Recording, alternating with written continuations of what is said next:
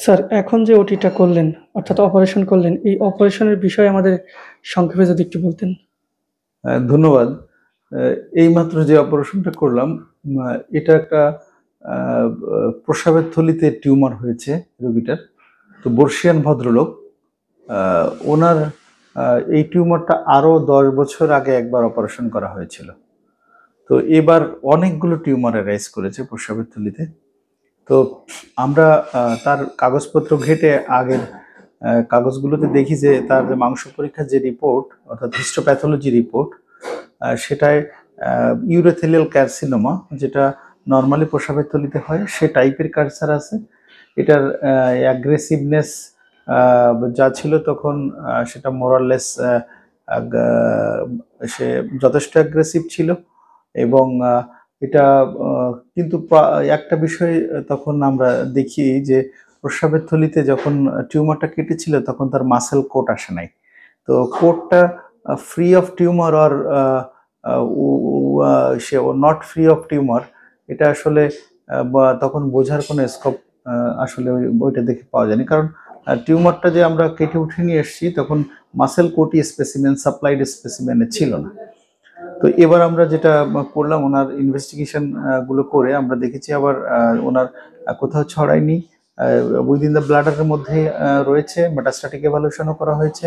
তো এই জন্য আমরা আবার তার নতুন করে আমরা তার আবার ব্লাডার টিউমারটা টিওআরবিটি করলাম, অর্থাৎ প্রস্রাবের রাস্তার ভিতর দিয়ে কম্পিউটারের মেশিন দিয়ে, ক্যামেরা দিয়ে প্রস্রাবের থলির ভিতরটা দেখে টিউমারগুলো আমরা কেটে উঠে নিয়ে আসছি।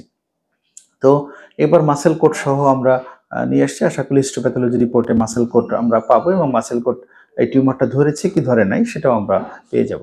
আরও একটা বিষয় এখানে, এই টিউমারটা হলো যে প্রোস্টেটিক ইউরেথ্রা বলি আমরা, যে প্রস্টেট যে জায়গায় থাকে তার ভিতর দিয়ে যে প্রস্রাবের নালী থাকে এটাকে প্রস্টেটিক ইউরেথ্রা বলে।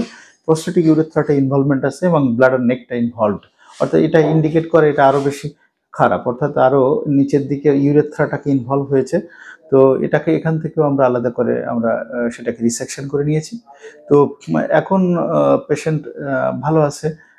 আশা করি কাল আমরা ছেড়ে দিতে পারবো রুগী।